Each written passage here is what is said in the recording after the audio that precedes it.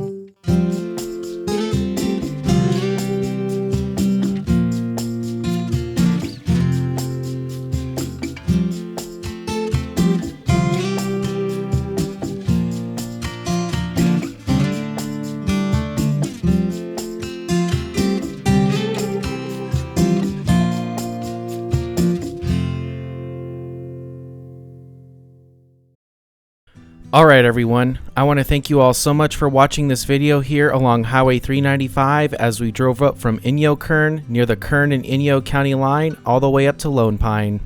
So this marks the very beginning of our journey here along US Highway 395 in the Eastern Sierra, and you will just have to stick around to see how far north we go along Highway 395.